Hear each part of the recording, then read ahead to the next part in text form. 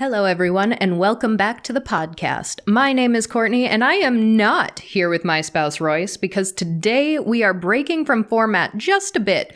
But please stick with us because I promise you it is for a very special reason. As many of you may be aware, ACE Week takes place every year during the last full Sunday to Saturday week in October, and Wednesday during ACE Week is Disabled ACE Day. Disabled ACE Day is dedicated to awareness, visibility, and celebration of the intersections of asexuality and disability and advocates for material and social support of disabled ACEs everywhere.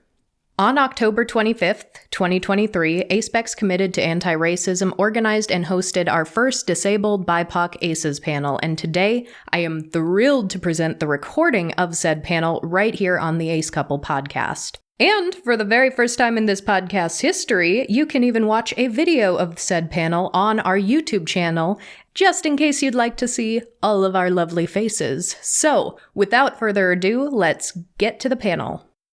So welcome, everyone. Happy ACE Week and happy Disabled ACE Day. This is the Disabled ACE Day 2023 panel discussion. Again, welcome to everyone. I thought I would start with a simple acknowledgement. We acknowledge that we are living on colonized and occupied lands. Colonization is more than just settler colonialism. It is resource extraction, including culture and knowledge, land use, political dependency, and so much more. We acknowledge that non-native folks to this land actively benefit from the exploitation of colonization, and we acknowledge that colonization is not over, and fighting its effects means continued learning, unlearning, and defending the rights of all people to housing, safety, and having their basic needs met.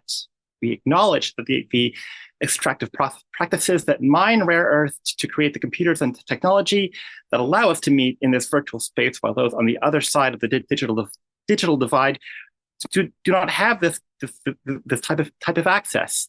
And we acknowledge the impact on people and the planet that this causes. And that was adapted from the Tucson Alliance for Housing Justice, thanks to the ACAR community member Ruth Ann for introducing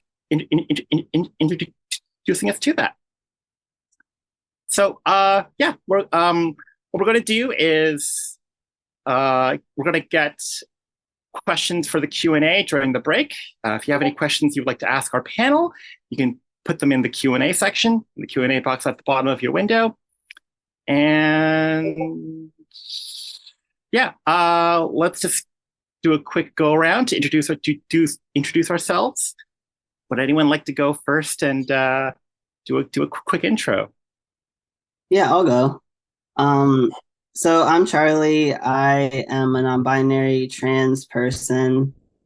I have schizoaffective disorder, which is a fun mashup of schizophrenia and bipolar disorder. Yay.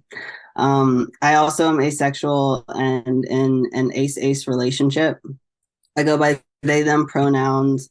And if you're looking for me, you can find me on YouTube. I make videos about being Black, trans, disabled, and part of what I call the beloved community. And so that's on Charlie the Prophet on YouTube.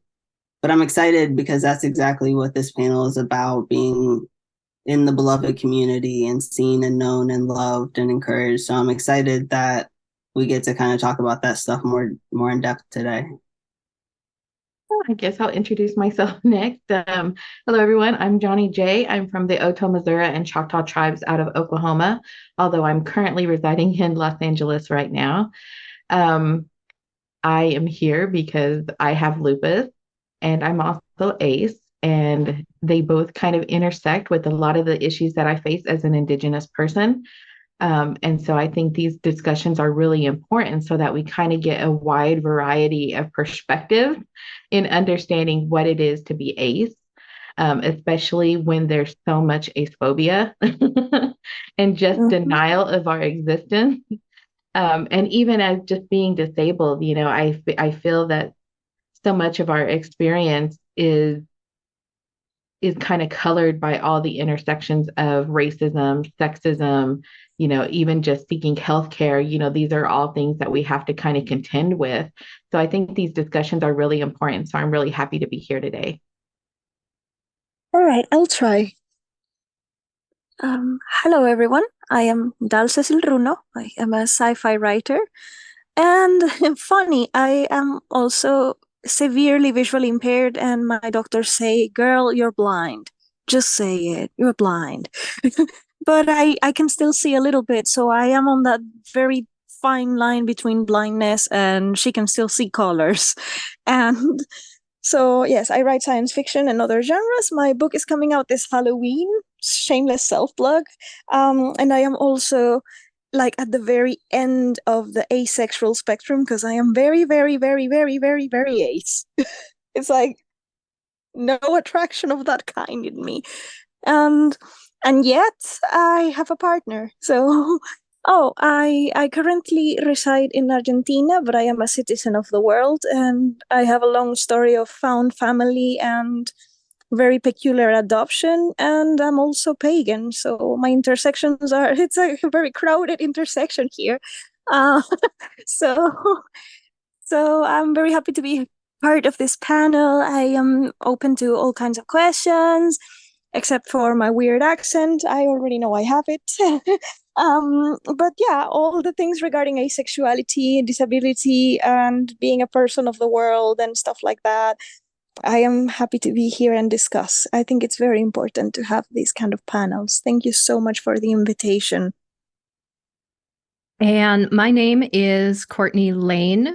I am the founder of Disabled ACE Day, as well as ASPECs Committed to Anti-Racism, also known as ACAR. Some of the folks from the ACE community may also know me as one half of the ACE Couple podcast. In my professional career, I am a Victorian hair artist and historian, so I make artwork and jewelry out of human hair and teach people the history behind this art form. As far as my disabilities go, they are plural.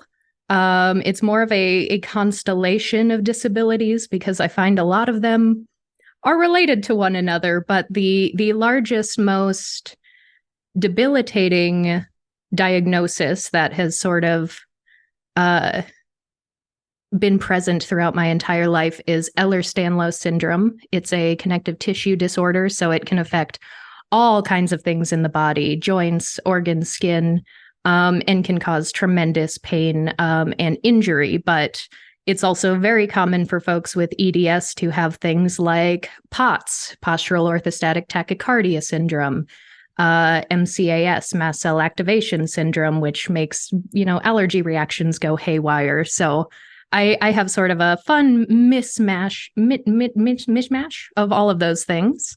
And more recently in my adult life, having gone undiagnosed as a child, I am now on my neurodivergent journey, learning more about autism and ADHD and how these things apply to me. And I guess I'll go. My name is Justin. I use he, they pronouns, and I am the host. And I'm also a writer as well. I'm working on one book project, which is essentially a development of my asexuality and the tarot series, where I look at the Rider-Waite-Smith tarot deck from an ace, disabled, and racialized perspective. And I'm also working on a literary project, which is a kind of a memoir in pieces, where I use experimental creative nonfiction, including graded essays and hermit crab essays, flash, and prose essays to talk about my experience with asexuality and with being disabled and being racialized. And my disability is that I stutter. I am a lifelong stutterer. Claiming the identity of being disabled has been something that it's still a bit of a discovery phase for me. It still is kind of me trying to suss out this label, this identity for myself. I wrote an essay about it in Carte Blanche magazine that was published this year, which was titled, "Is Your Stuttering a Disability?" which was kind of me kind of putting that conversation down. And I identify on the asexual spectrum as demisexual, biromantic, and I kind of came to that label, I think in like 2019-ish. So, Thanks, everyone. Let's get into the first question. First question is, which I'm also putting in, is how has your general ACE and ARO experience affected your experience with disability? I think that's an interesting question. One of the things I find with disability and being ACE is the fact that it's more often not than not deemed a symptom of our disability, and not really seen as just the way that we are. And like like every time I go for healthcare, I find that there's a lot of things that get disregarded. Like, we can tell them that we are asexual, that we're not sexually active, and yet I still get a pregnancy test. The last medical procedure that I had two pregnancy tests. And I was cracking up because I was like, seriously? Because they did a rapid pregnancy test, and then they did a blood urine test. So I was just like, that seems a little extreme for somebody who's asexual. um, but also, it's not just in like getting our physical health care, it's in our mental health care. When we disclose that we are ACE, oftentimes they try to uncover a reason for it.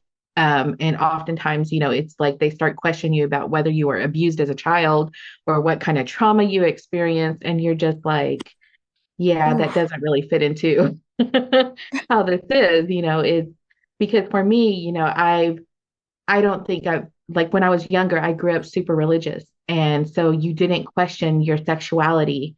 Like it wasn't something that you were allowed to do, really. You were male, you were female, you were straight. And so I didn't really um, even think to explore like my sexuality or anything. But I knew from a young age like that, like you get crushes on people and all these things that kids around me were doing, dating. It wasn't the same for me. Like I wasn't interested. I didn't have those same attractions. And even like I did date as trying to be normal, because it was kind of expected in my family. And but I also had to deal with my disability.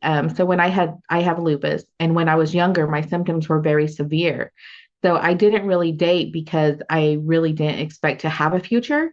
And, growing up religious, like I wasn't really dating anyway, it wasn't allowed. So it wasn't until I was 18 and like these decisions were my own, that I started trying to figure things out. And like I actually ended up married.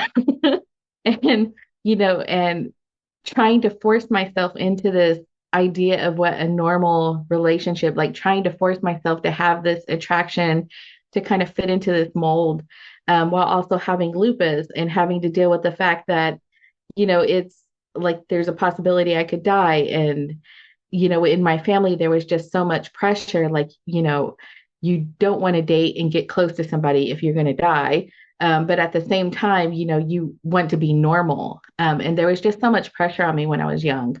And I kind of didn't know which way was up until after I got divorced in my late 30s. And, it was the first time in my life that I had the freedom to really just explore who I was and who it was I wanted to be. And I had more freedom, more autonomy, because I didn't have to consider anybody else but myself. And, then I started kind of running across discussions on Twitter, and that's where I found ACE Community. And, once I had the language, it was like, oh, this makes so much sense. Like, this is, like it is totally normal for me to not have these attractions. Um, and it just made everything kind of fall into place for me. And, like I think I kind of held it close to me. It was something that was very personal. Because I was also dealing with a lot of health issues at the time and trying to figure out, like, okay, this is part of who I am, but also kind of listening to the healthcare providers and the way that they frame being asexual as possibly a symptom, a symptom of your medications, a symptom of your disability. of your hormone levels.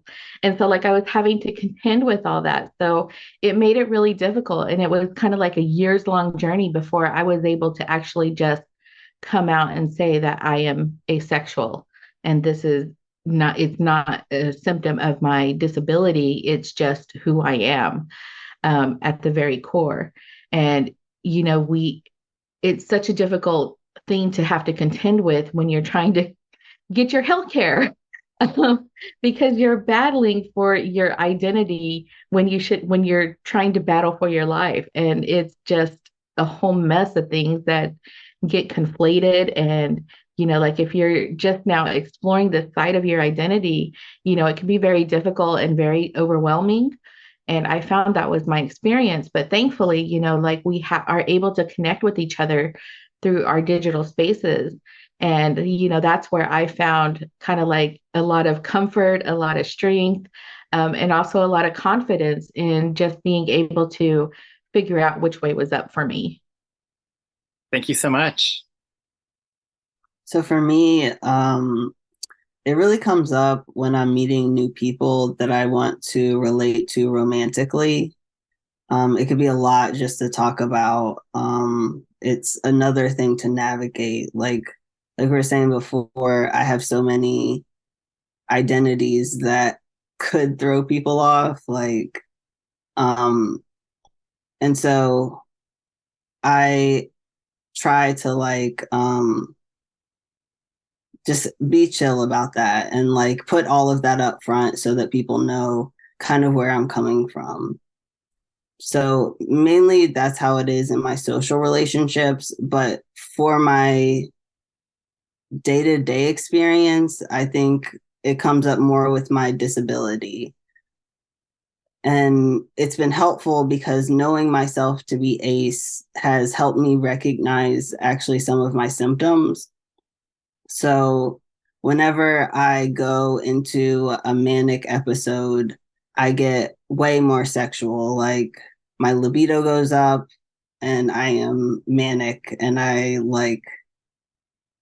don't know, all of these like weird urges come on that I know are out of my character.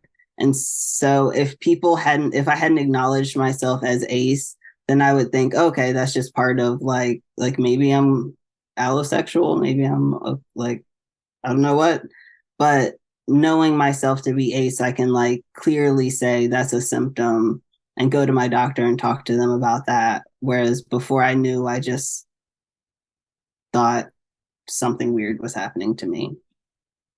So that's one way that being ACE has helped me understand my disability better by giving me that warning sign. Can I just say how fascinating that is? Because how often in the ACE community do we hear like asexuality isn't a thing, that's a medical disorder, or asexuality is a symptom of a bigger problem, you should get that checked out. But in your case, you're just very confidently like, no, it's actually the sexual desire that's the symptom. I Love it. absolutely love that. Great. I suppose Should I I try? could. Oh, go ahead, Doll. You first. Thank you. Okay. So how is my journey with asexuality and disability, right? Well, I many of the things that were said here before resonate with me because, you know, being born blind, I will use blind shortly. It's shorter, but you know, I can see colors and big picture details. But that's all I can see. I cannot see beyond that. So growing up like that, being born blind, and let's say I was born in a part of the world that is not part of the global north, and education is not the best. So if you're born blind in a very religious area, there are two things that are going to happen. One, overprotection. So you're going to grow up very sheltered because they are afraid that something is going to happen to you or that you're going to do something evil because you're blind. Therefore, you are some kind of punishment from the heavens or something like that. And so they have to take care of you, but at the same time, they demonize you.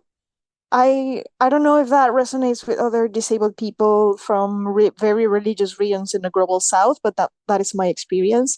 So growing up, I had this kind of dehumanization process. I know this is hard to say on such a public space, but I got it rough. I now sound kind of cheery about it, but I'm trying to hide it. It's painful. I got it rough, and growing up, it was just like, am I even a person? Um, and so it was only when I finally got an opportunity to escape that landscape and move on and move to live on my own and find my own family that I kind of started to discover that, hey, I don't feel it wasn't just the dehumanization process. It was not just the bullying. It was also that I genuinely don't feel attraction towards other people. It is just not a thing in me, even though I could like somebody and I can feel love for somebody. I don't experience the other tickly things that happen to other people. And so at first it was kind of a joke because I heard other people say like um they had a saying like I'm asexual, like plants, which is a complete misconception. But it was the joke of the day was I'm asexual like plants, and I was like, I never took it seriously because it was the tone of the joke, and I never knew asexuality was legit because it was a joke. And then when I moved abroad and I started having my own life and knowing other places and other people and realizing that it wasn't my blindness that was causing my lack of attraction, because the main assumption was, of course you don't like anyone, you cannot even see them, how are you going to like them? As if attraction was purely and specifically visual, like you see a hot person and oh, I'm attracted. It doesn't have to be that way. And I started seeing very good looking people and I still didn't want to do the do. And I was like, okay, so what's going on here? And I started looking more into it, and people were suggesting that I could be asexual. And then I started exploring it online, and at the same time, I also got a lot of social pressure from friends who were a bit older than me, because I am that kind of odd person who always hangs out with older people. And they saw me, I was this kind of cute girl, if I say so myself, but they said things. I don't know if some of you saw that tweet that I shared the other day, the people said that I'm pretty, but I just needed cosmetic eye surgery and then I can find a boyfriend. And so I had things, people told me that to my face. Oh, you just need a cosmetic eye surgery, then you're perfect. Don't limit yourself. You will also find love. You're so pretty. And I was like, who told you that I want that? I did find love, but my private life is private. But and also it feels so bad to me that I have to like validate my asexuality with like, hey, I actually have a partner. So it's like the assumption that being blind makes me asexual, and because I say I'm asexual, people think it's because I'm blind. It's like it is so intertwined because ableism is so prevalent, especially when your blindness is very visible. Like my eyes are not complete. Like I don't have proper irises, so they look kind of funny, and people are very judgmental about that. Even though I don't mind having my eyes are mine. I like them. It's okay. But people assume that it's a self-esteem problem when it's not, and so they pressure me into dating and doing things that I don't necessarily want to do just to be normal, and not to be a people pleaser, but like more like in the tone of, okay, I'm gonna try this, so you leave me the crap alone. And I did date for a while, and that's when I realized, no, I really don't like this. I really don't like this. And then and later I found my partner and all that, but the dating process was like, ugh. And I came out as ace, and when I finally was like, I'm asexual, then everything was falling into place, and then I started like it was the most liberating thing in the world for me. It was a whole journey of finding my identity, my family, my love, my sexuality or lack thereof. and all because people tend to dehumanize people with visible disabilities. It's horrendous. With invisible disabilities, I know that there's this idea they don't believe you because they cannot see your disability. Then they think, oh, you don't have it as bad. You do, but they don't see it.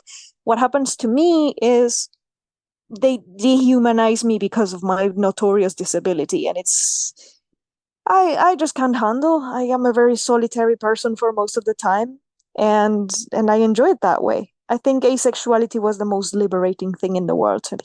I am so grateful that I found this community, and I wouldn't change it for any other thing in the world. Thank you so much, Dal. I noticed someone has raised their hand. Just want to remind folks that we're going to be collecting Q&As for our panelists at the halfway mark, and then we'll have about a half hour towards the end for a Q&A, for audience Q&A. Courtney, did you want to chime in?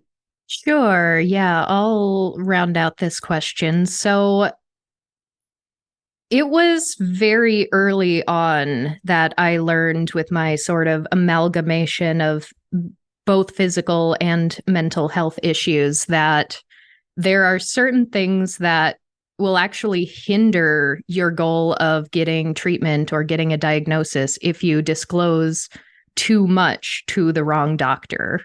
And that's something that I discovered, especially around the age of 14, because that was when I started actually actively seeing a therapist for some of my mental health issues. And for the longest time, I thought she was totally on my team and like got me because she knew about my physical issues that had been present my whole life. I mean, I was a 2-year-old who was regularly dislocating elbows and just knew how to pop them back into place because I'd already been to the ER so many times for it. So she knew there was something physically wrong that was more than just like the growing pains that all my doctors were shrugging off.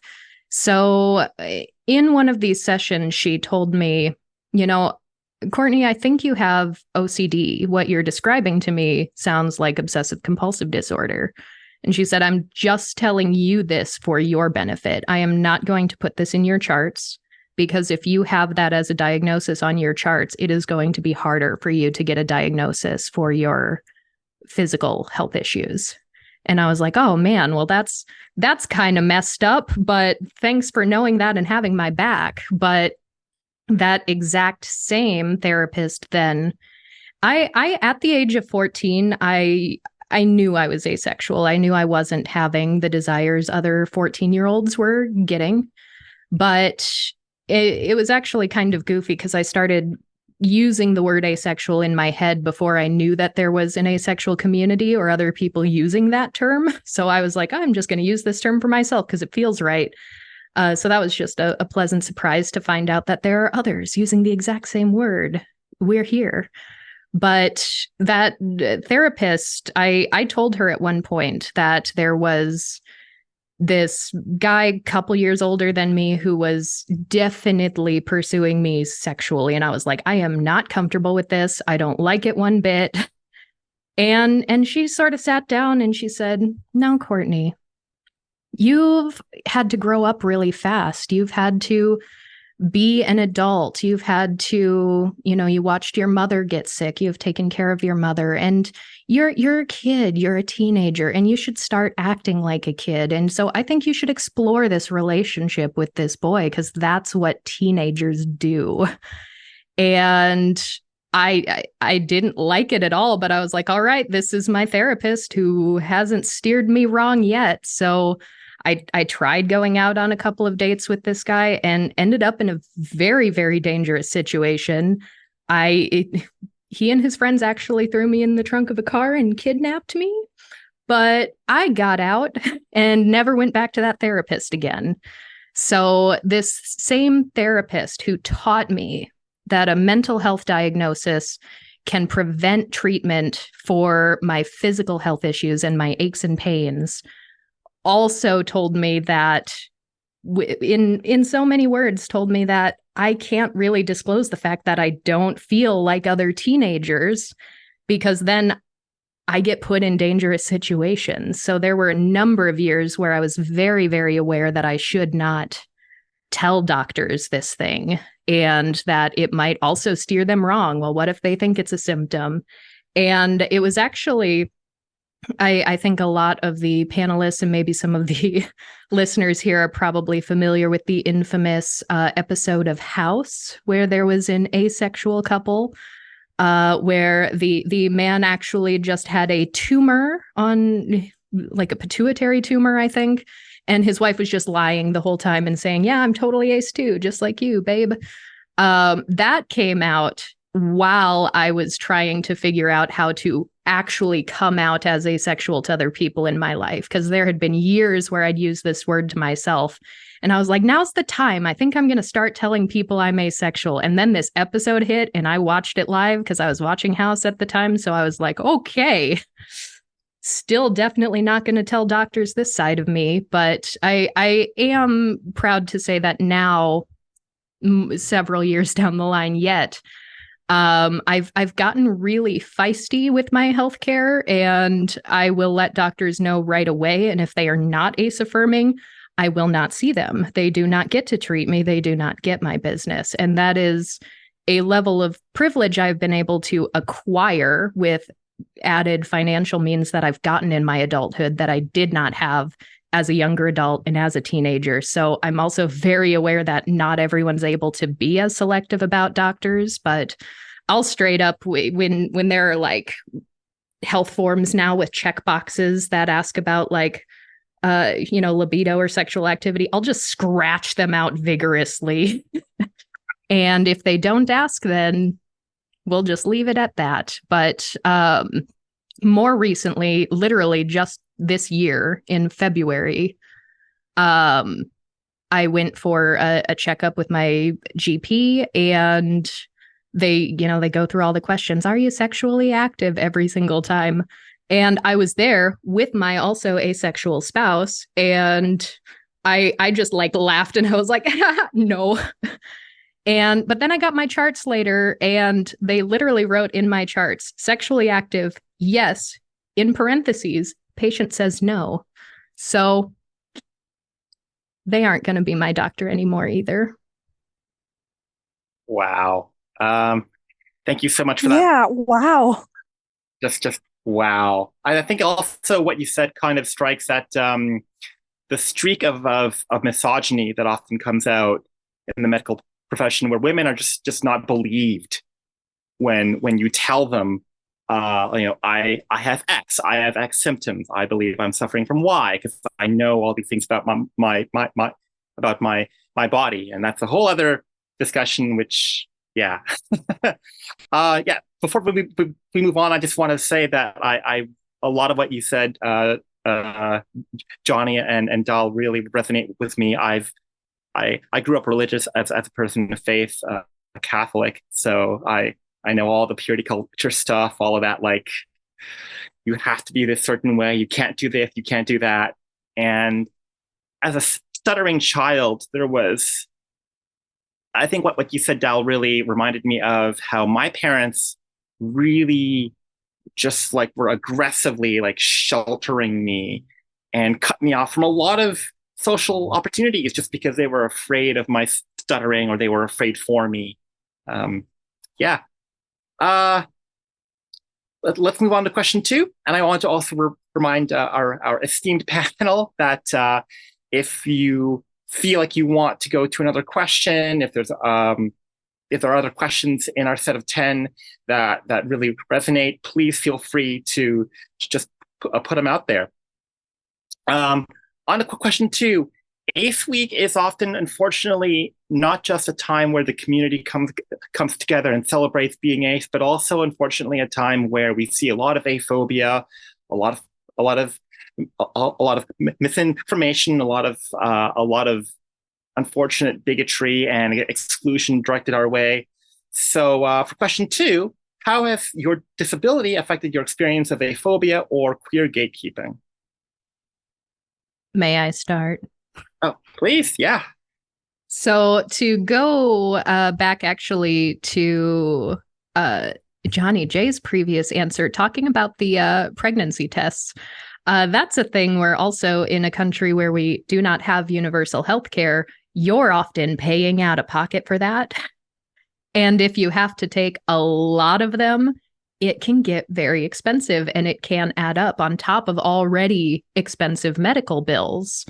And this was something that I talked about very publicly. There's a very talented ACE writer named Michelle Kirichanskaya, who in 2021 approached me about an article they were writing, entitled "It's 2021, Why Are Doctors Still Trying to Cure Asexuality?" And that article has since been adapted in Michelle's book, ACE Notes, Tips and Tricks on Existing in an Allo World. And I thought Michelle really wanted to have a disabled ACE voice in this article, because who uses the medical system the most? It is disproportionately disabled people that are seeking these services and are more likely, therefore, to encounter bias and issues in the system. And one of the stories I told during this interview was exactly that, about unnecessary pregnancy tests. And it is obvious that there are asexual people who do engage in sexual activity. It's an entire spectrum. I think everyone here is aware of that. But in my personal experience, the way things have manifested is I could have chronic lung issues and needing to get a chest x-ray to check for bronchitis or pneumonia. So literally hardly able to breathe, sitting in the doctor's going like, oh gosh, please help me. And they're like, not till we get your pregnancy test back. And I'm like, there is no way that I'm pregnant. I promise you, there is no way I'm pregnant right now. So not only am I going to have to wait in agony, unable to breathe, but now I'm going to have to pay for this. And if you have to do that 6-7 times a year, that's going to add up. So I mentioned that as one of the examples, because it often comes back to the fact that medical professionals don't believe you. And that can be very humiliating in and of itself when you're not believed by the person who is meant to provide you with healthcare. But in discussing this article, it came out during Pride Month. I had just read Ace by Angela Chen, which had a wonderful chapter about disability in it, and I was happy to see that. So I was feeling just so prideful and happy in my asexuality. But the day after that article went live, I got dozens of DMs just absolutely fuming from aces I have never spoken to before. I did not know their names, and they did not know me before this, saying, how dare you say this? How dare you talk about this? Your bad representation for the community. You clearly know nothing about asexuality, and we don't want you talking about this. And I haven't seen such a wave of hate like that from a lot of people that talk about other intersectional issues. So I was like, why is talking about my personal experience as a disabled ace and the issues I face, why is this getting this level of hatred? And there were some very large ace Facebook accounts, ace Twitters that were sharing how terrible this person in particular was, this Courtney Lane in this article who was quoted.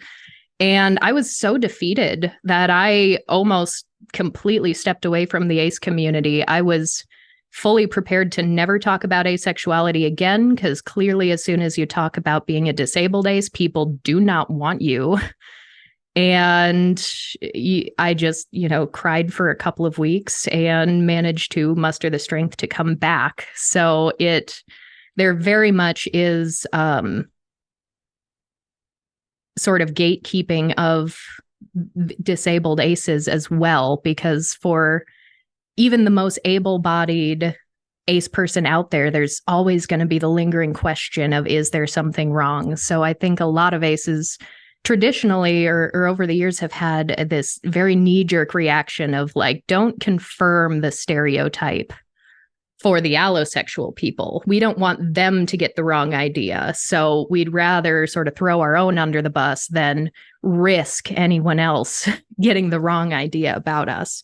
So that's certainly been an issue. And as far as aphobia or broader queer communities, I have been in the past a member of local queer communities. I performed at my local Hamburger Mary's doing a drag singing competition for a number of months. And a lot of those spaces and venues are just not particularly accessible. Even going as a visitor, there was a time where I got turned away because they wouldn't let me sit at a chair where my feet could touch the ground. They said, no, if you're a single person, you don't get one of the low-rise tables. You have to sit at the bar. And I was like, I can't do that for an entire night. And they just turned me away instead of giving me a chair that I could use. But the queer community, locally speaking, is not very ace. Some people are ace affirming, some people are not. So you sort of get it from a little of both sides. But I've found the accessibility of physical spaces to be a much bigger issue than actual aphobia. I concur with what you're saying about doctors, because the place where I find the most aphobia is at the clinic. Depends on the country. I have lived in several places, and in Europe in general, I didn't have that much problems. I said, listen, I am asexual. I don't do the things. You don't have to test me for the. And in Europe, they accepted it. Maybe because I'm blind or not. I don't know. I don't care. In Europe, they were straightforward and they accepted my explanations, and they didn't push for further tests and whatever. In Latin America, however, the doctor will ask you, are you sexually active? And I say, no, of course I'm not. Oh, why that is? Oh, poor thing. Haven't you found a boy yet? And I'm like, no, ma'am, I'm asexual. And oh, that is the biggest mistake. That is the worst you can do at a clinic in Latin America. Because they are going to look at you and they're going to say things like, you have to improve your self-esteem. Are you depressed? I'm like, yeah, I have chronic depression, but that has nothing to do with this. Oh, no, but you have to find God. Literal doctors begin to talk about you have to find God. And I was like, my response to those things is usually, excuse me, ma'am, or sir, are you treating your LGBTQ patients like that? Or is it just because I said I'm asexual? Do you also treat your homosexual patients this way? Do you also tell them that they have to find God? Because I could sue you for that. And ooh, wow, shut up. They never bother me, and they will never be my doctor ever again. But yes, what you're saying about the medical treatment, it has happened to me. And it has happened to another asexual woman that I know that lives in the States.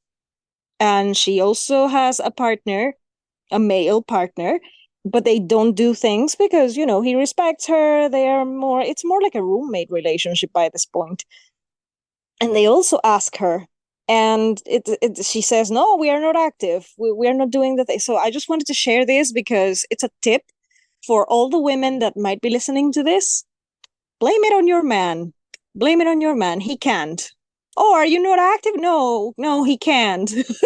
I know that's rough, but that's one of the ways that she has managed for her doctors to leave her alone and not question her. Like, why aren't you active? This isn't normal. Blah, blah, blah. No, he cannot. He can't.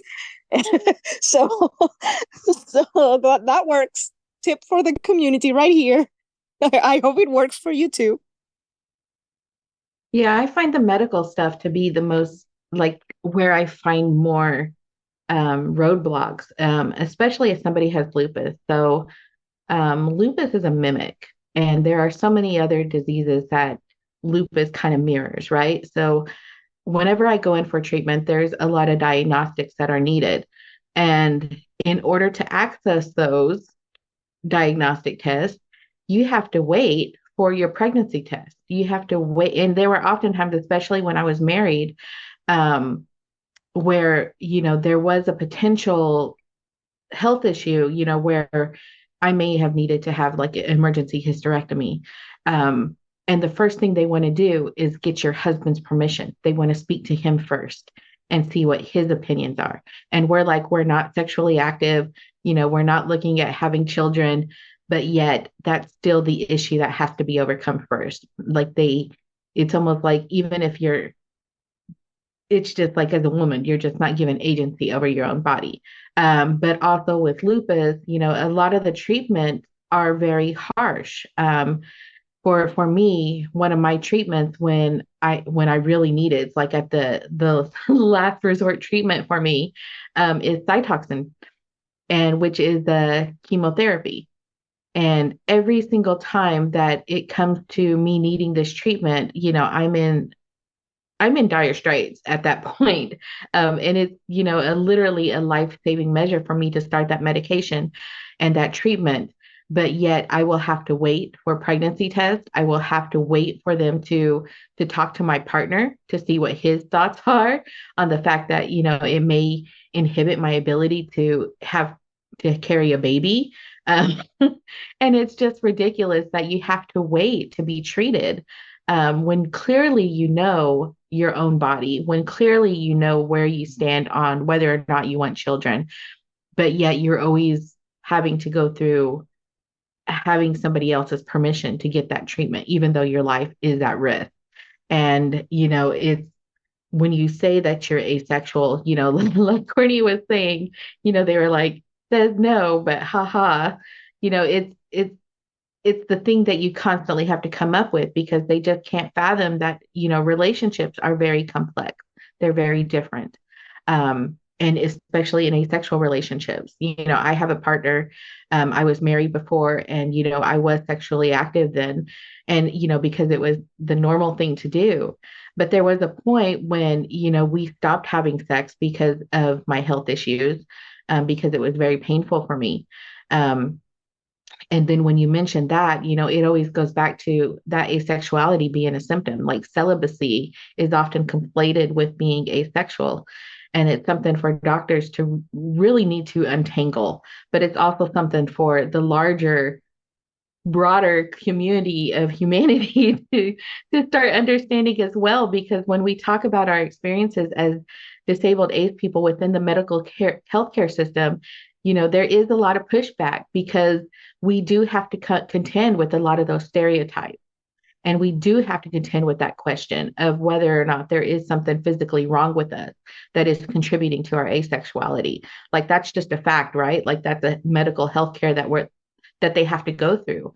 And I think we have to be honest about that, because it really does kind of shape our experiences as disabled ace. And, I find one of the hardest things to do is to come back, like explain that to the community. Like when we're like trying to share our experiences and really trying to make them understand that, like, we're not saying that or trying to validate these stereotypes or these misconceptions about what it is to be asexual. Like we literally have to contend with this to get the medical care that we need. And being realistic that yes, sometimes, an increased libido or a decreased libido, like these are symptoms of health issues. And it's really hard because we do come back with, like, we do face that pushback. And especially, for me as an Indigenous woman, like we are kind of making a comeback from genocide. And so there's this added pressure of reproduction. And, I understand like the responsibility that is put on Native women, especially, to have children. And that's where I see a lot of the gatekeeping coming in, is because my experience as an Indigenous woman, as an asexual Indigenous woman, is vastly different. And, it's not me making a choice not to have children. It's not me making a choice to not have sex. This is just who I am. And it would be detrimental for me to go against that just to please the crowd, I guess you would say, or to, fill these roles that honestly were not meant for me. It may be meant for other women and they may be ready to take on those responsibilities. But for me, that's not me.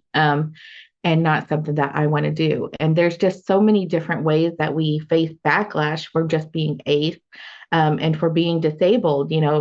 I've known since I was probably a teenager, early teens, that it was going to be more difficult for me to carry a pregnancy, and if at all, because I don't produce enough hormones to actually sustain a pregnancy. I've been pregnant and I've lost, those pregnancies because of my lupus. And so like I've known that it was an impossibility, like there was going to be difficult, but yet every single time that these conversations come up, I get treated as if I am kind of like being a traitor, as if I'm being traitorous for not wanting to have children, for not having children, for not being able to have children.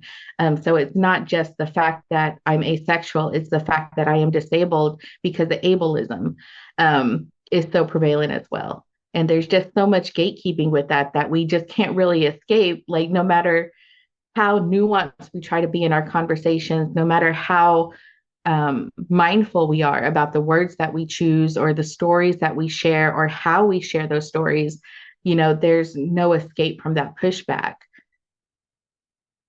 Wow, you guys touched on so much of the things I was gonna say, but so I agree with most of it. I guess I wanted to add to what you were saying about stereotypes because I think it comes from both sides. There's the stereotype that disabled people aren't interested in sex. And so disabled people a lot of times stigmatize asexual people as like, you're bad representation is what I've heard. Because I fit what people are saying. So it makes it hard to be out and proud as ace. But I also, because I don't want to contribute to that inaccurate stereotype myself. But on the other hand, on the asexual side, I personally am not sex repulsed and I'm romantic as fuck. So between those two things, it's kind of hard for me to talk about in the ace community because that's not usually the vibe that people are going for. But I do. So I end up like trying to justify myself in both communities. In the disabled community, I'm like, listen, I am not sexual, but I still am disabled like the rest of you, even though I have like a more invisible disability. And then on the asexual side, I find myself like, listen, everyone, I love cake and cats more than sex. Like, I love everything more than sex. Even though that is something that I do sometimes. But yeah, and then I think also I go through the sexualization process of being a trans person. And there's not gatekeeping for me in the queer community because people are usually like trans people are queer. Like that's not really a question. But being an ace trans person is something that's totally different. That's not something that people talk about often. And it's usually the opposite, that trans people are really, really sexualized. I mean, like, there's a whole category of porn for just trans people. And it just makes it hard to be both. And I think just getting stigma and pushback from both of those communities puts me in a place where I'm like, I'm not really sure where I can be totally myself. That's such a good point about how it is from both sides also, because a lot of modern disability activism revolves around being seen as a sexual being.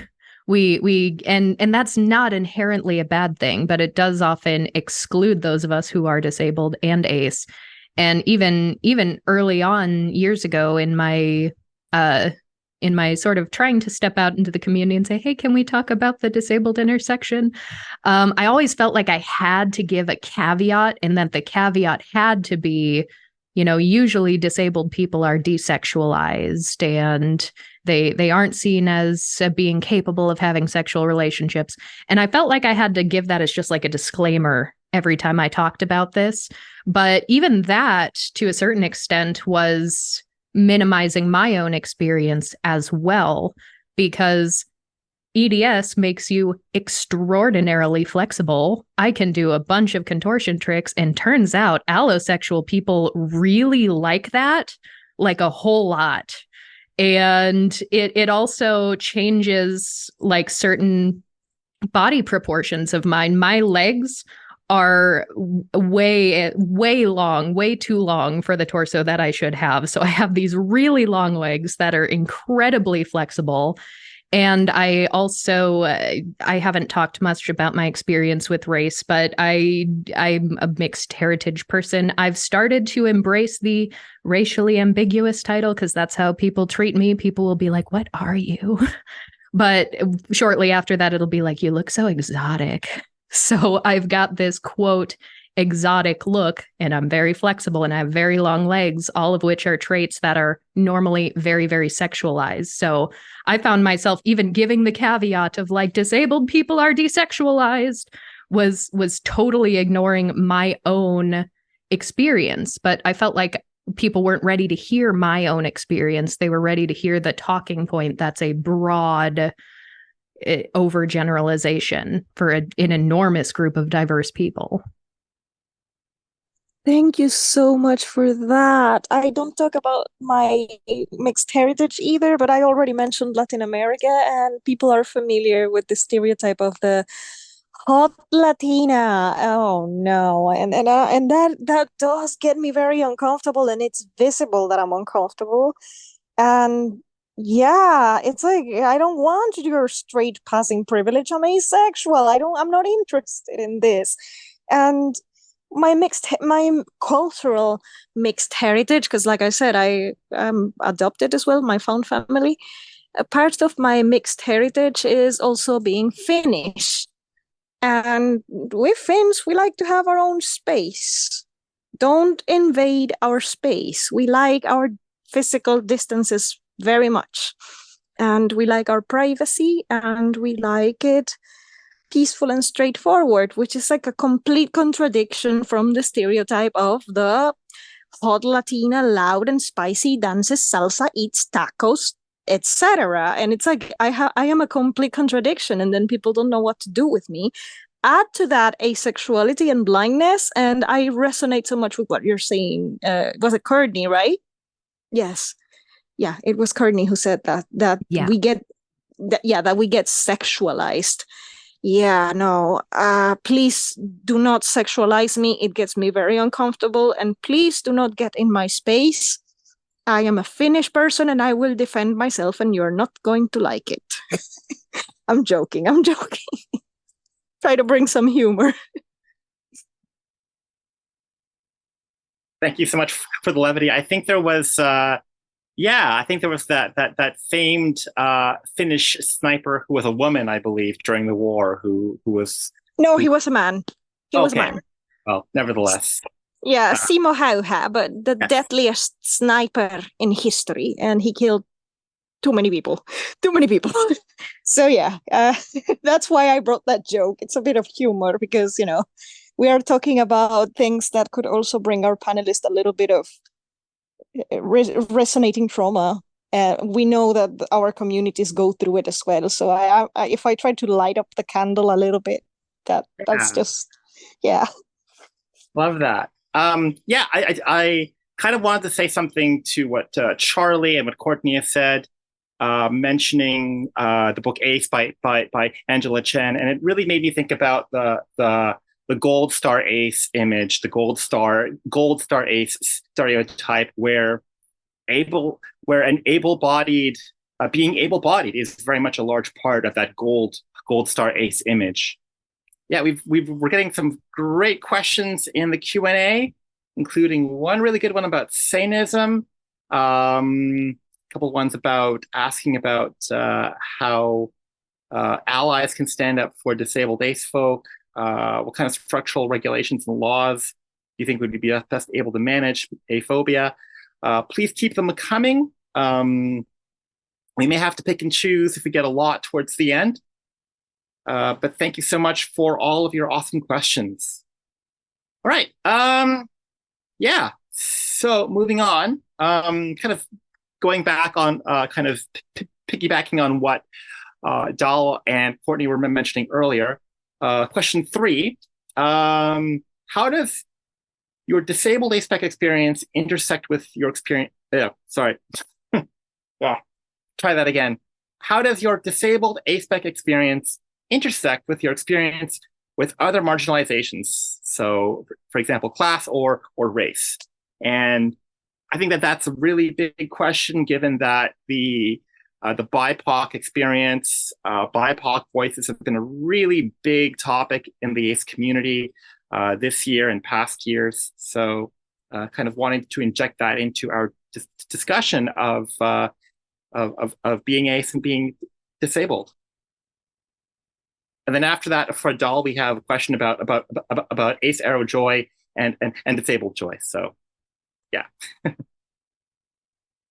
I think we've all kind of touched on how, it kind of intersects with our other identities. But especially as like an Indigenous asexual, it's really complicated. And it really does impact the way that I experience the world as an Indigenous person. Because there are times when I feel at odds with my own community in regards to the way that we talk about certain issues, like especially when it comes to women's issues. Because there are women like me who are asexual. There are women who, for other various reasons, can't have children. So oftentimes we are kind of put at the fringe of our community, as not being seen as valuable, or, as almost, like I said earlier, almost kind of like we're treated as we're traitorous. And it's just a really difficult space to be in, and to really acknowledge that, because one, we don't want to vilify our own communities. And we don't want to really, we want to be honest about our experiences, but at the same time, we don't want that to cloud the way that other people think about our communities, especially when they don't necessarily have the same context that we have. With Indigenous people experiencing genocide, that's going to bring into a whole nother element of the conversation about reproduction. And a lot of people who aren't from our community may not understand that, because within the Indigenous community, the ability to have children is a privilege still. It's something that we have to fight for, because we've had to deal with forced sterilization. We've had to deal with the theft of our children through various means. There was the 60 scoop, which affected mainly people in Canada. But even here in the US, we're only, I'd say probably, I think according to the last census, I think we are close to about 5 to 8% of the entire US population. But yet we represent more of the children in foster care than any other community. And there's a very specific reason for that. And it is because of genocidal policies throughout the US. And so it's hard to have these conversations about our experiences, like as individuals, when we know that people who don't have the same context that we do, or the same interaction with our communities or knowledge about our communities, may take that through their own lens. And it projects a whole different, it may seem like the entire Native community is phobic, rather than not realizing like there are different little complexities and nuances that they have to consider. And even us as Indigenous people who are experiencing, we kind of have to keep things in perspective and understand where different people are coming from, while also trying to get across the point that, yes, we understand these are the issues, but at the same time, we can't change who we are, and we shouldn't be expected to.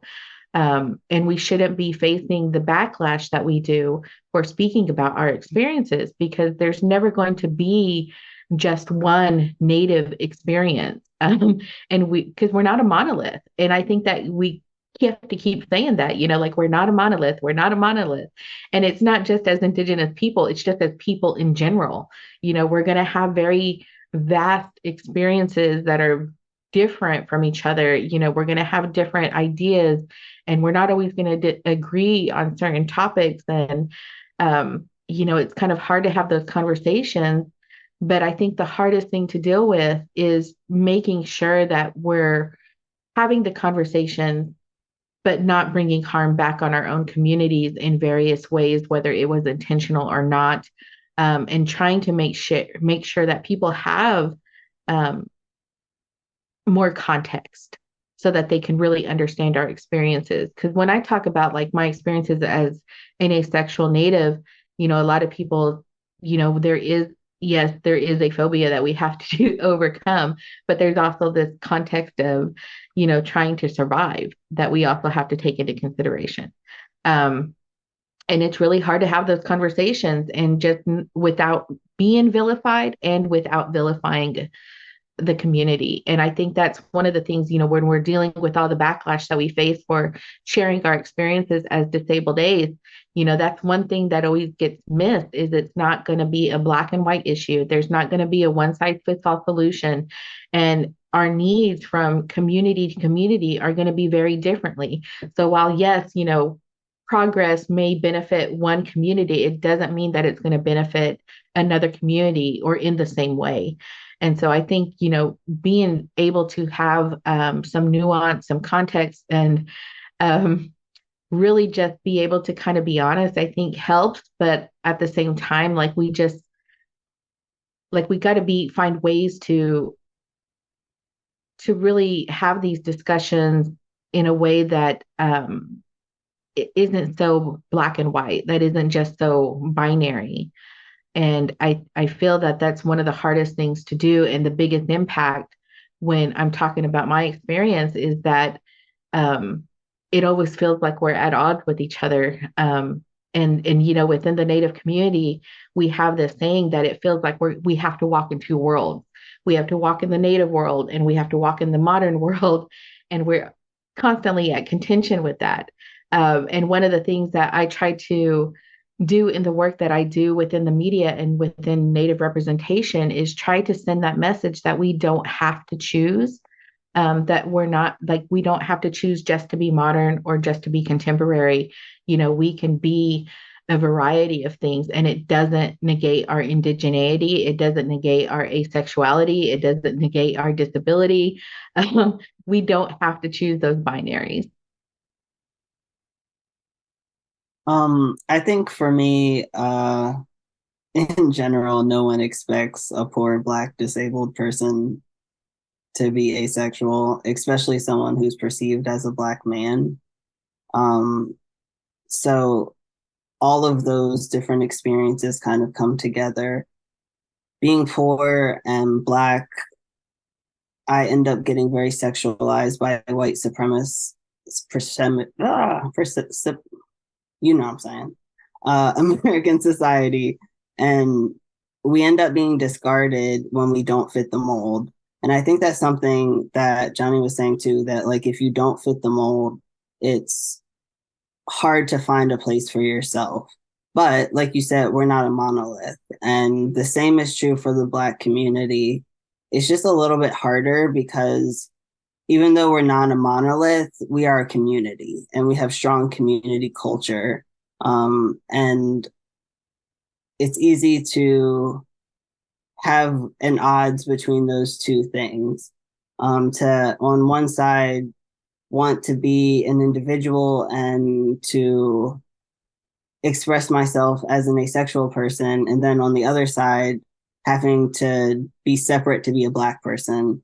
And I think one of the things that we've been working on just in the community is building more awareness. For disabled people, it's a lot easier because 1 in 4 Black people are disabled. So everyone kind of knows a disabled person, even if they don't quite know what that disability is. We all have that experience, but not everyone has an experience with an asexual person. And so it really, for me, is about bringing awareness in my community of other ways of interacting with the world. Because I think that the asexual community has so much to teach the allosexuals and even able-bodied people. We just have so much that we know about building relationships that are specific. I know as an asexual person, I have to tell people specifically, these are the things I'm interested in. These are the things I'm not. This will absolutely not happen. We're here. And yeah, basically that. I think it's hard for me to be able to separate out at times where the discrimination or the lack of care or the lack of social support is coming from. Because in some ways, when you have multiple more marginalizations, they not only compound on one another, but they inform one another. If I'm not succeeding at getting the medical care I need, is it because I'm a woman? Is it because they're side-eyeing me because I said I wasn't sexually active?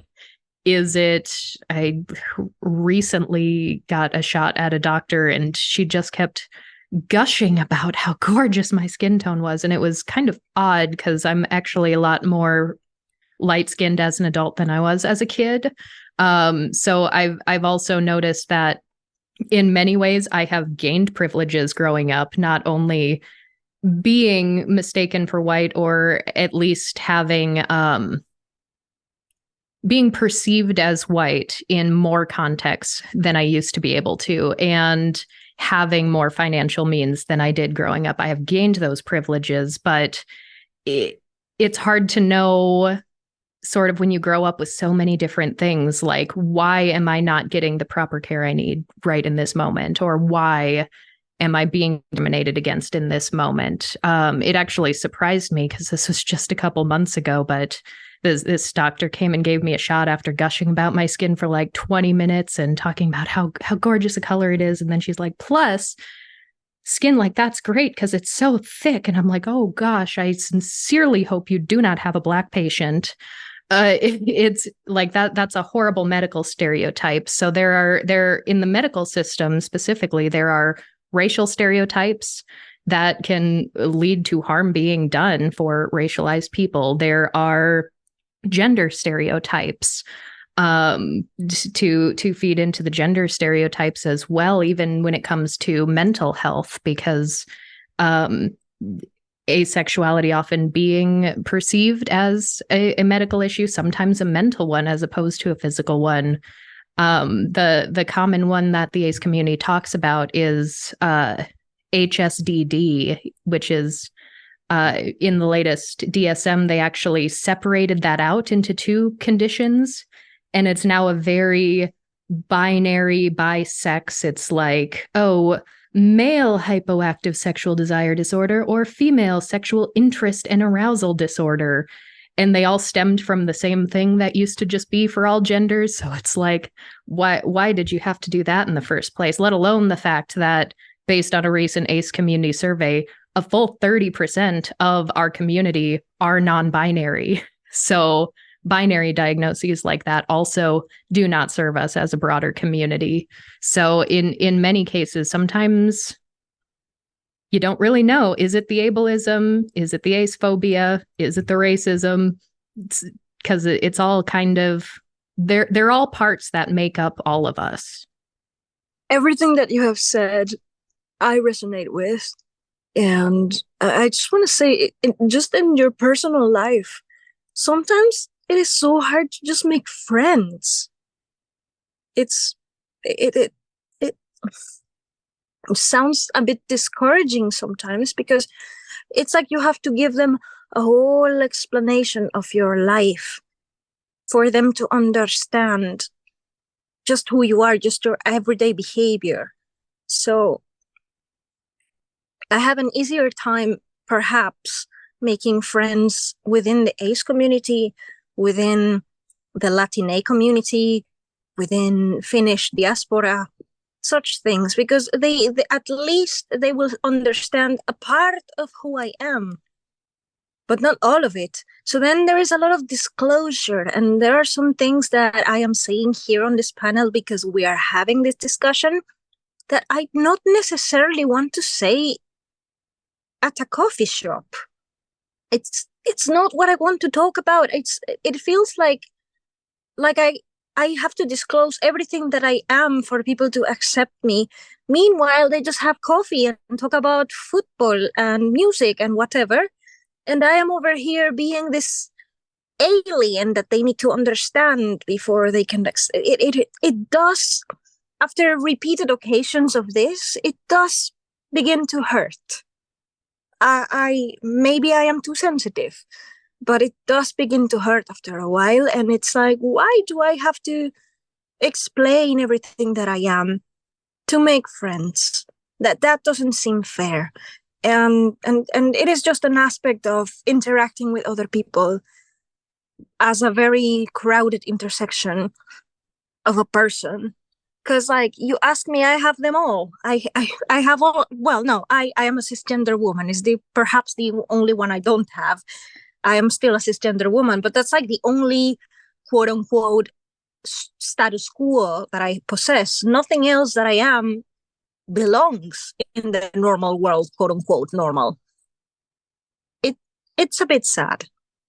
I just wanted to say that everyday interactions seem a lot harder the more intersectionality you possess as a person.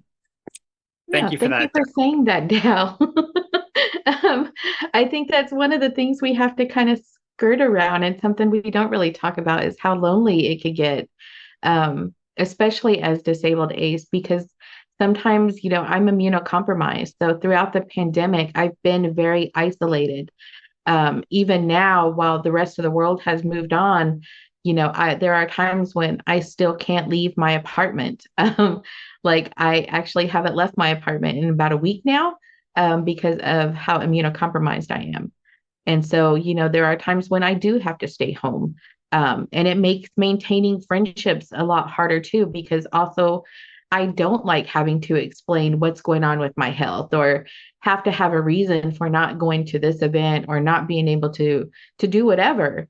I don't want to have to constantly make those excuses or have to feel like I have to validate the reason why I can't do it.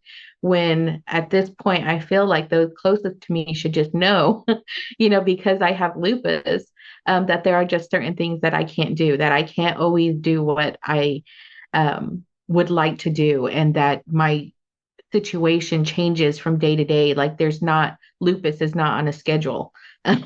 So I never know when I'm going to have a flare up or when it's going to affect me. I never know when I'm going to feel well enough to do something. And it's really excruciating, really, to have to constantly explain that. And it's so much easier, I feel, at the beginning of friendship, when you're just relating over Star Wars or you're talking, or a football game, or you're just talking about little things, but then once you start getting to know that person more and getting more intimate, and that you start disclosing more about yourself, that's where it starts to become isolating again, because then they want you to explain, okay, why are you the way that you are? And instead of just accepting, like, hey, I'm an asexual disabled person, they want to know why, what made you that way. And it's like, you don't want to have to like validate it, and validate yourself, or feel like you need to be validated by them to be a friend. So thank you for saying that, because I think it's something that we don't often talk about, is just how hard it is to not only make friends, but maintain friendships that we've had throughout our lives, just because of our experiences as disabled ACE. Yeah, thank you for that, Johnny. And thank you also for that, Dal. I just wanted to say that what you said, Johnny, really resonates with me. My partner is also disabled. She's queer as well, and we're always going through that level of calculus, like analyzing like the risk factors. We still mask a lot. We don't leave the house a lot. We isolate, and yeah, it's hard. Yeah, moving on. I did want to kind of move on to this one question, and then we'll move on to the Q&A. We've talked a lot about hard stuff, a lot of difficult stuff, and moving on to something a little bit lighter, opening the door for a little more levity. ACE joy, queer joy, disabled joy. What are sources of ACE narrow joy and disabled joy that you found in your life? Merida from Brave. I finally had my princess, and I was like 21 when Brave came out. And a lot of people maybe don't like the movie. I don't care. Merida is like my favorite princess. And I will never forget the first time I heard her say, I don't need to marry. She didn't say that directly, but she was very repulsed by the idea of being together with some rando just to follow tradition. And she was like, no way, I'm going to fight for myself and for my own life. And that I have to confess, I watched that movie on an airplane going somewhere else to live my own life. And that is one of the silliest but also happiest memories that I had is Merida just being Merida. I don't care, she's not confirmed to be Ace. The whole Ace community thinks she is. So fan canon or fanon, whatever you want to call it. I just love it. Also, I forgot Disabled Joy on the same line. Toph Beifong. I am Toph. Toph is me. We have too much in common. It seems like I could just call them, hey, I would like to report some identity theft. Thank you. it's Toph is everything I needed to see in a disabled character in my life, and I'm so happy she exists. So the little representation I've seen in media is an inspiration for me to create my own characters in my fiction. And even though my fiction tends to be a little sad because hello, Finnish personalities, but even though my fiction could be a little bit sad, the happy moments I had from representation and Disabled Joy and Ace Joy, even though it's not intersectional yet, it inspired me to create my own. And that I hope that someday I can give that same source of hope, at least, to some readers and people in general out there. My Ace Joy comes from the community. And when I say the community, I don't mean all of the aces that exist online and contribute to ace discourse. Not that I don't love all of you as well, but I've found that if you are able to actually make personal connections with other aces, have real conversations, get close to them, and foster a legitimate, genuine friendship, one that is built on support, and then on top of that, talk about being lonely. I didn't leave my house literally for the first 2 years of the pandemic, and the last year has been very sparingly and with a mask.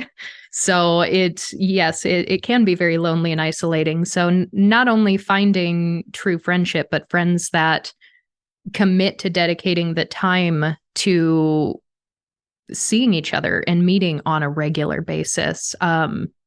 For well over a year now, my spouse and I have been co-DMing a D&D campaign for a group of all aces, 4 of our ace friends. So it's just 6 aces who get together every single Monday night to just play games together. And that has been so refreshing, not only to my immunocompromised self that can't really go to large in-person events or see a lot of friends in person anymore, but also someone who just wants to connect with other aces who just share experiences and kind of get it.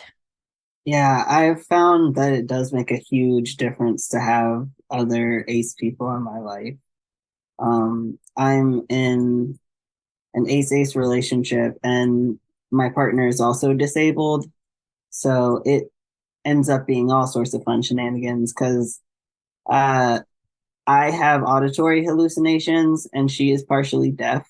So we spend a lot of time being like, did you hear that? Like, is it real? What? Like, so it just ends up being fun. I make a lot of jokes about my sexuality and being disabled, and it just ends up being a light thing in my life. I don't want it to be something that brings me down so much when they're positive things. Like, I like being asexual. I like being disabled. It's brought so much to my life in terms of like thinking differently and how I treat people, and all of that is just so important to me. And so I'm happy to have those identities. And yeah, those, they bring me joy. I agree with just having like community around you and other people who are ace, especially people who are ace and in relationships. I find is very comforting and brings me more joy because sometimes I feel like we also have to validate the reason we're in relationships if we're ace, constantly having to ask, how does that work? As if sex is the end all be all of existence. um, and and it's kind of funny because so I got divorced, and we were sexually active throughout my marriage until the latter part. And when I moved out here to LA, I met my partner now. And it was kind of funny because we did have sex, and it was it was really funny because it was more validating, and it turns out he's ace too. And that he was trying to do the normal relationship thing, right? So we kind of accidentally found each other and we're both ace. And so now we could kind of be more honest, and there's no pressure like to try and be normal. Like this is what it is. And, it was kind of funny because at first it was like, trying not to insult each other and be like, yeah, sex it wasn't that great. Like not for me with each other, but without saying like, I don't enjoy your company. It's not you, it's me. And it went on for, I'd say probably about 3 months before we had an honest discussion about it. And we were like, okay, we're good. Like this makes sense. So now we're able to be together and just enjoy each other's company and know that we genuinely care for each other, genuinely love each other, and we're in a partnership. Just sex isn't part of it. And we like to joke that we have 99 problems, but sex ain't one. Um, like that's just something we don't have to worry about now. And but like that brings me a lot of joy to have a partnership, who's somebody who understands me, and that I, for the first time in my entire life as an asexual person, I can just be, and I don't feel I have to pretend or validate with the person I'm with, or feel like I have to engage in certain activities that I'm not comfortable with, and or seem normal. And even when we got together, and it's kind of my coming out story with my mom, we were having a conversation and she was making fun, she was trying to be sexually inappropriate, as parents like to do sometimes. And my mom is one of those. When she met my sister's partner, the first thing she asked him was, "What do you do besides my daughter?" So she liked to embarrass people. So she tried to do that with me. And I was just like, egg on face, mom, because we don't do the sex.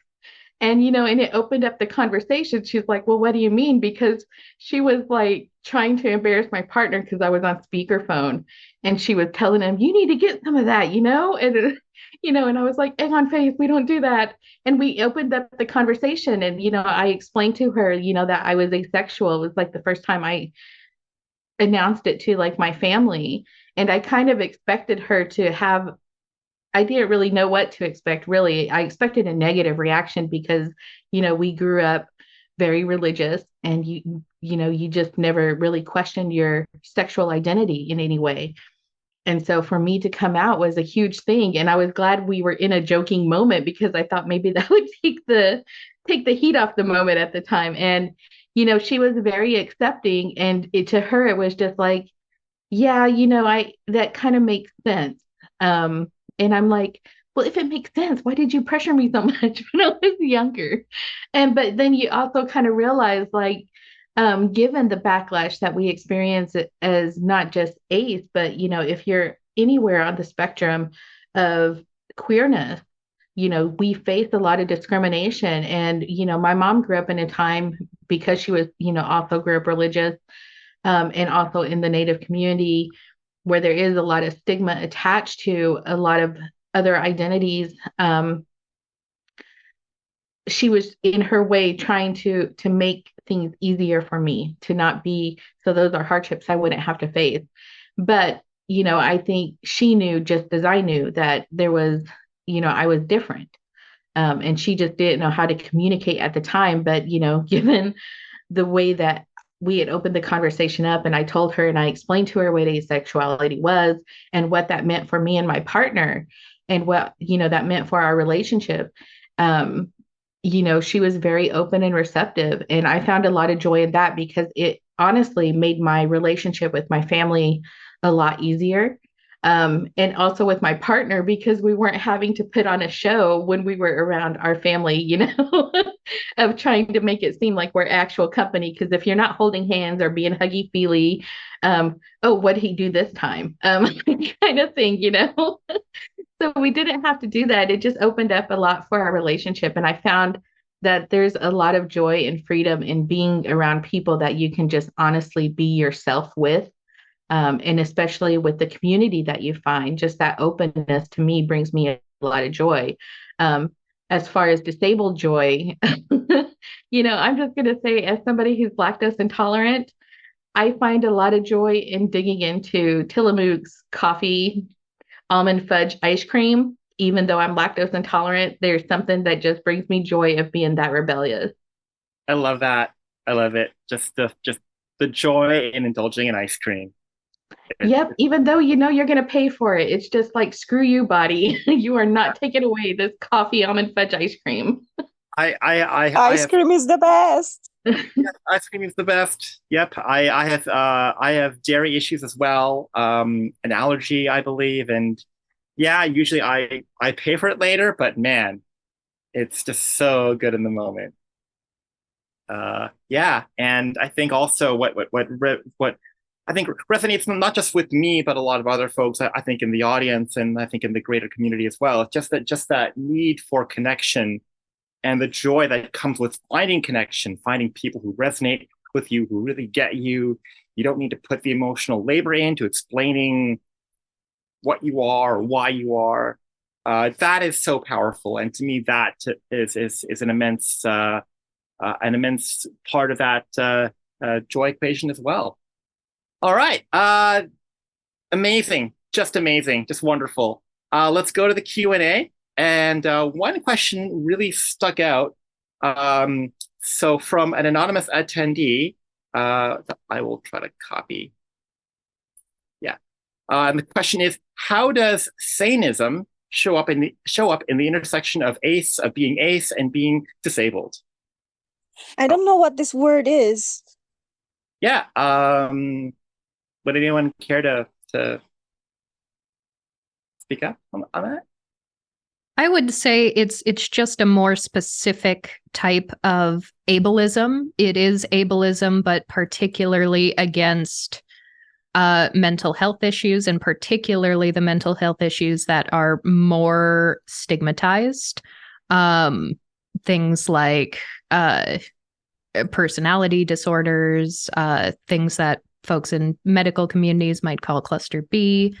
Those are really common. But I mean, just to start the question off, the really simple, easy answer is that there kind of is a stereotype that has been perpetuated by media that asexual people are all psychopaths. Or all psychopaths are asexual. But then you sort of get the double-edged sword, like we were talking about before, where aces are going to be like, what? No, that sounds bad. We're not psychopaths. We're not crazy. And there's this knee-jerk reaction to try to, distance from that. I've also seen that with things like autism, because we know in the autistic community that there is pride in being autistic. It is not a bad thing. Same with any mental health diagnosis. Any of these things we're talking about are not inherently bad. It doesn't mean the person is going to be dangerous or harmful. But people use these things as an insult. People will throw out, oh, you're a psychopath. People will throw out, oh, you're a narcissist. Whereas narcissistic personality disorder is a diagnosis. That does not mean that person is a bad person who's going to hurt you. So a lot of people don't understand the specific type of ableism that is saneism, and they'll be like, well, that sounds bad. And I even, talking about asexuality publicly years ago, got one of the most vile hate comments I've ever received in my life, and it ran the gambit from like wishing me to be sexually assaulted, then telling me that I'm not ace, then telling me that I am, but it needs to be corrected, and then, oh, you're not even asexual, you're just autistic. And like, that was way before I ever started trying to find out or to learn about autism and to see if I myself might be autistic. But I knew in that instance, in that comment, that they were using autistic as an insult. So of course, the knee-jerk reaction is like, I'm not that insulting thing you're calling me. But then you're sort of throwing all of those other people under the bus by saying like, well, it is bad to be autistic, or it is bad to be a psychopath. It is bad to be a narcissist. And it's really, I think, it's just a broader perception of society. For one, they're just highly stigmatized diagnoses. But we see that a lot in TV shows. I mean, Dexter, serial killer, very much portrayed as the worst stereotype of what a psychopath could be, and, you know, murdering people left and right. But he was, until later seasons, definitely from episode 1, was seen as being asexual. He was even looking at people at a club, like making out, and he's like, ugh, that seems so undignified. I don't understand why people do that. I have no interest. And he was notably celibate and trying to dodge reasons to have sex with anyone he was, you know, pretending to have a relationship with and to trap into a relationship. So that's just one example in a line of many, but there's definitely a media perception of like, if they don't have an interest in sex, it's probably because they have a personality disorder. And so it's really a vicious cycle. So as I mentioned before, I have schizoaffective disorder, and I actually came out when I was in a psychotic episode. Fun. So of course everyone discarded everything I said because I was delusional. They thought that everything I said was delusional, and I couldn't speak on like my own identity. And I think that's kind of the ableism or saneism that I've seen, is that people don't believe me about my asexual identity because they just assume I'm always psychotic or I'm always delusional, and don't give me a chance to actually speak for myself. It's interesting because during that same psychotic episode is when I started my YouTube channel.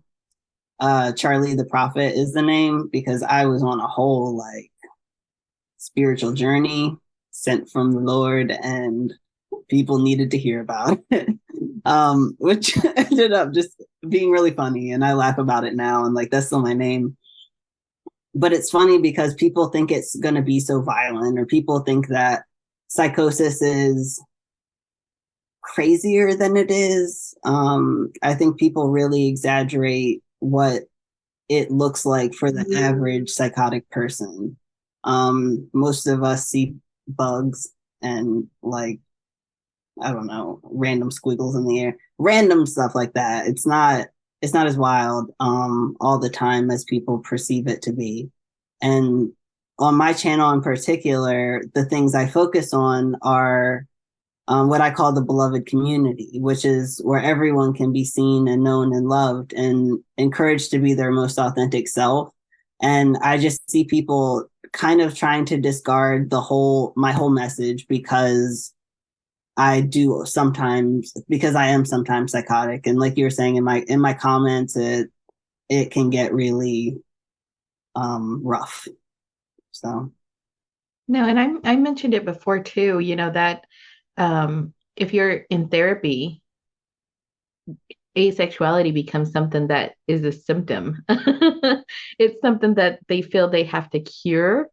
You know, when my last therapist was probably my best therapist, but right at the beginning, you know, when I mentioned that I was asexual, it started the whole conversation. Why? Like what happened to you as a child? Like it was kind of funny the switch that happened because it just is protocol when you mention certain things that they have to go back and they have to, assess for trauma or they have to assess for abuse. And it was kind of funny the switch that happened from the way that our therapy sessions had been going previously and just how he kind of switched it back to trying to go back to trying to address childhood trauma, to bringing up, was there any sexual abuse? Why do I not have any attraction? But and asking, like, and at some point, when he realized, like, oh, okay, like there isn't a clinical reason that she's asexual. There was a curiosity because he had never met anybody who was asexual before. And so like it opened up our conversations a little bit more, but it was really funny because he constantly was like, I'd really like to talk to your partner because, to see what his perspective was on our relationship as an asexual couple. Because, in his point of view, men are just have more of a libido. And he couldn't wrap his mind around the fact that my partner was also ace and that there wasn't a clinical reason for it. Like there wasn't a health issue or anything like that. Like this is just who we are. But it was interesting that I'd say for a good 2 or 3 sessions, my asexuality was a symptom of something that needed to be cured. And being asexual, it's almost like you're crazy if you don't like sex. And, like I kind of joked back with him a little bit, like, because he was getting around to that. He was trying to say that in not so many words. And I was laughing. I was just terrorizing him. I was like, I think you're crazy if you like sex. I was like, have you ever seen a penis or vagina? Yeah, not for me. And I was just kind of making jokes about it, trying to get him to realize like how, I guess you would say condescending it was that he was trying to ask these questions in a way or that his mindset was set to where there has to be something wrong if you don't like sex, if you aren't making that kind of connection with another person. And it was kind of funny because when I think he finally got the messages, the stupidest reason too. I sent him a little GIF because we were doing online therapy because of the pandemic, but I sent him the little GIF of Sigourney Weaver from Family Guy with the alien coming out at her mouth. And I was just like, yeah, see, this is what I see when people talk about enjoying sex, I was like, I see a xenomorph, not actual attraction. Like, but I kind of lightened the mood and everything, but he kind of got it away because I was being sarcastic, and I was making more jokes than I normally would in our therapy sessions, just because the line of questioning, like he wasn't saying it outright, but I knew what he was getting around to, that, there has to be something wrong psychologically for me to not like sex or to not have an attraction to a person. But it shows up quite a bit, not just in therapy, but also just like when you're accessing medical care. Like we have to contend with our asexuality and the misconceptions that people have first and foremost before they even think about treating what is actually wrong with us. Deflecting discrimination or like diminishment with jokes. Yes, please. I love that. I would do that any day. Fantastic. Yeah. We've got about 8 minutes left. Hopefully we can squeeze in one more question. And this actually is a question from the audience that was also covered in the set of questions that I prepared. McDrea asks, how can allo disabled folks better show up for or better support our disabled ace friends? I think just listening, and understanding that their experience is not our experience, and that the human experience is going to be very vast, and we're not always going to be coming from the same place. We're not always going to be experiencing things through the same lens, but that doesn't mean that we're negating or invalidating any other experience, or ideas. And I think that's the best way for allosexual people to show up, is just to really listen to disabled ace folks when they're sharing their experience, and to not try and project their experience onto them, because I find that's where a lot of misunderstandings happen, because we all view and come to our, like, we create our worldview through the things that we experience. And so when disabled ace are talking about their experience, sometimes it's vastly different, or it kind of is in contrast to what another ace person may be experiencing who isn't disabled. And so sometimes, it's hard for them to not project their experience onto what disabled ace folks are experiencing. Especially like with, like what Courtney was saying, like we kind of, being honest means that we kind of have to bring up some of the misconceptions that happen in the medical field, like with it being a physical symptom of another disorder. So I think it's just mainly just being able to listen and not project your own worldview or point of view onto another person's experience, just because it's not your own. Thank you so much for, thank you so much for that, Johnny. I just wanted to check in because we have one more question that I want to squeeze in. Are we okay with potentially going over time? Yes, no problem with me. Cool, sounds great. We have time for one more question, and then we're going to go into sharing around our social media handles just to make sure that we can. That folks can get in touch with us and follow us and all that good stuff afterward. We have a lot of unanswered questions, and maybe if the panelists are open, we could possibly send any unanswered questions, and that way we can maybe, and those can be things that we could address or talk about on social media. Last question from the audience that we're going to get to is from. That was from McTastic, and McTastic says, "Thank you for speaking on the Black disabled ace experience. As a Black disabled ace, I often feel separated from the standard ace experience. Have you noticed white aces are praised for feeling confident in their bodies, while BIPOC aces are often condemned for it?" Great question. I can speak on this one. I have definitely seen that. I know I don't fit the standard ace experience as it's portrayed in anywhere. The small bit of representation in media, or just as people talk about asexuality in general, or how people talk about disability, there's this idea that something is wrong with you.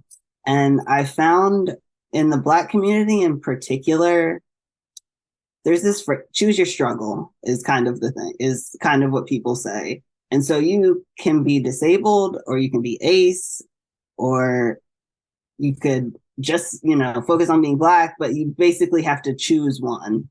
And that's what I think we're fighting against. Us trying to be integrated people, that we're more than just our sexuality, we're more than just our race, we're more than just our ability level. We are whole people and want to be approached like that. And that's something that in general, people of color don't get. We don't get that acknowledgement that we're whole people often in society. So yeah, I think that is the biggest struggle that I've had out of all of this. I have something to contribute to that, because I have seen that in real time unfolding online. 2 words: Jasmine Benoit. Oh my God, the poor woman. She was so confident about being the beautiful person that she is, the beautiful ace person of color that she is, and the hate wave that grabbed her, it was so disgusting. I just can't handle such hatred. I wouldn't imagine being in her place, and still being so confident and so radiant as she was. It's unbelievable. Jasmine is one of my heroes, just because of that, like the level of respect I have for that person. I have no words to describe it. And the hate that people can feel towards queer people of color, especially ace people of color. Apparently, something's wrong with us, and we need to correct it. And choose, like you said, choose a battle, pick your struggle. It's like, why? We're more than one thing, and we need the world to wake up and understand that humans are more than one label. This is too much narrow scope. It's too a narrow scope to still think this way in already way into the 21st century. I think it's time to open up our minds to more possibilities. And I obviously can't speak to this from personal experience, but another creator I want to spotlight and encourage all of you to look up is a creator who's most often known by the Asexual Goddess. You can find them on Twitter, YouTube.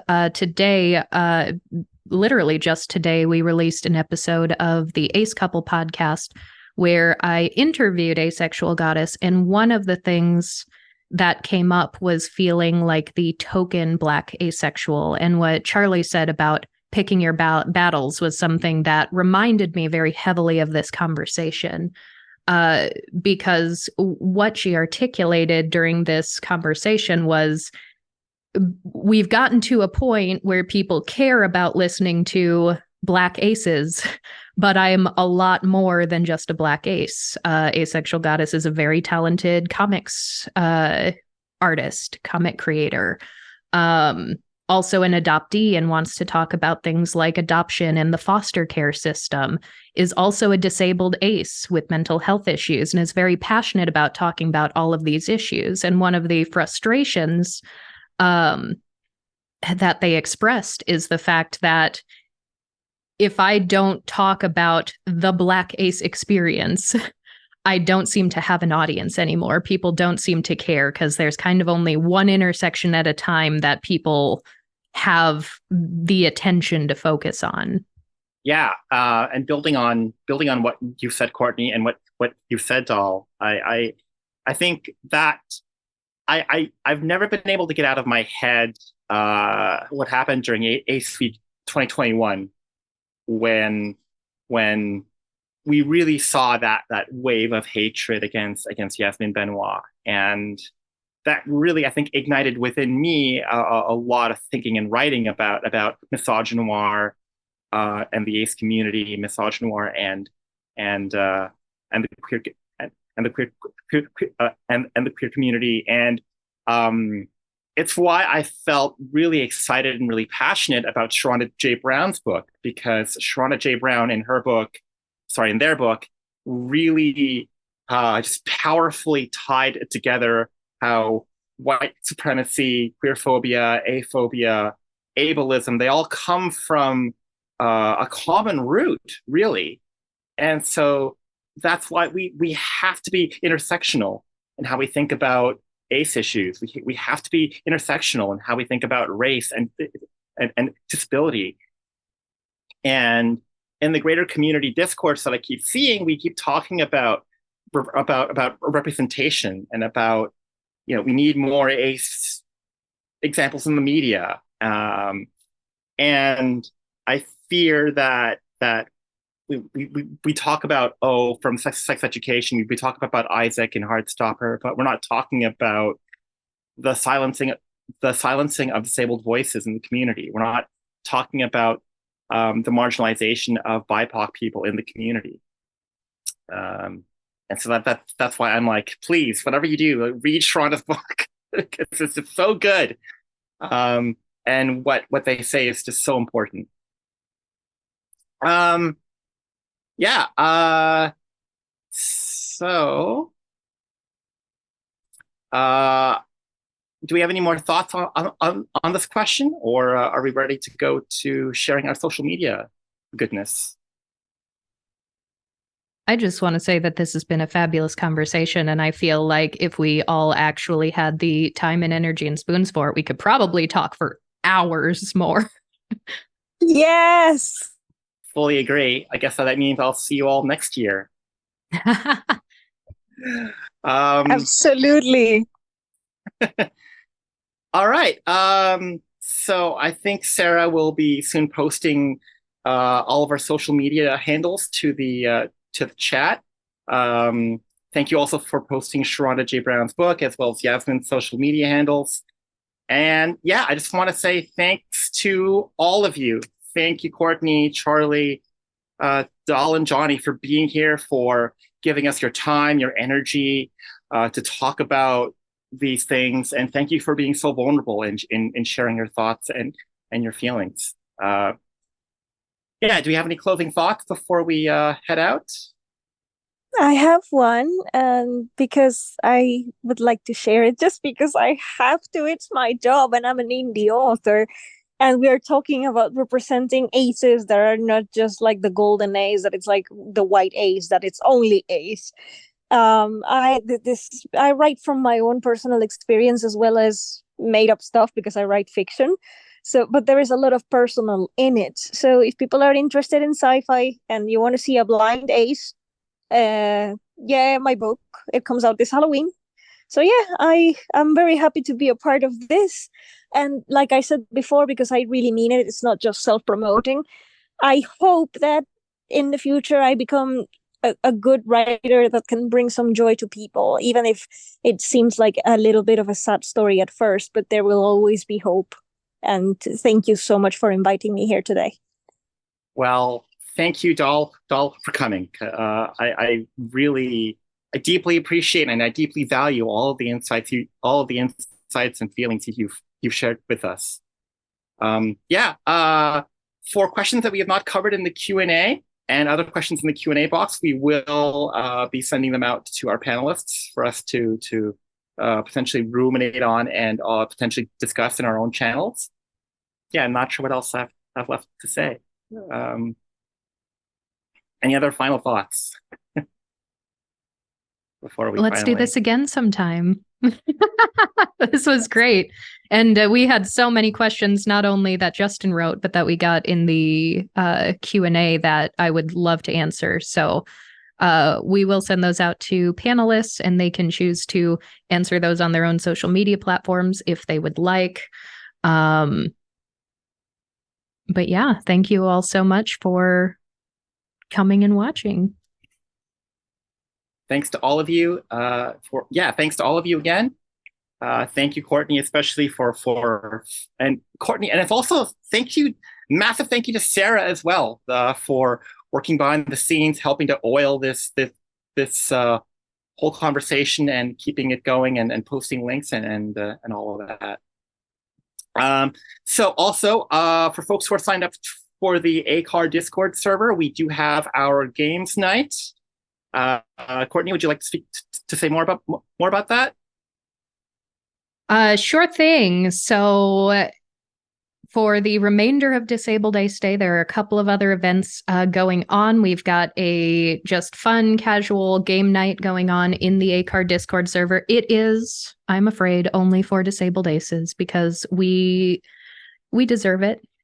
So if you are a Disabled Ace, you can pop on into that server if you would like. We are going to be playing Jackbox games, which no group video game is going to be perfect accessibility-wise, but Jackbox, we at least found that they have a lot of accessibility tools like extended timers, motion sensitivity mode, different volume and CC options. So we hope that can accommodate as many people as possible.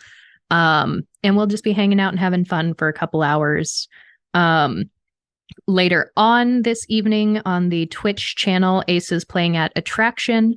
My spouse and I will be joining them to play a game called One Night Stand, which was created by a Disabled Ace game developer. There are a lot of Disabled Ace game developers, so for all of you gamers out there, we'll probably be sharing some of our favorite games from other Disabled Ace if you just want to pop in and have fun there. And I have nothing to do with the organization of this, but I think it's great. I found on the ACE Week website, there is also a presentation today organized by an ACEBEC group run out of Ohio that is going to be talking about ACE issues with sort of a focused lens on medical and healthcare professionals. So you can find the information for that presentation if you would like to watch it on the ACE Week website, on the ACE Week calendar, right on the homepage. But other than that, please join the conversation. You can search hashtag Disabled ACE Day on whatever social media platforms are your favorite, and hopefully you can find some cool stories there to read and learn from other experiences and to amplify these voices. Yeah, that's all I got.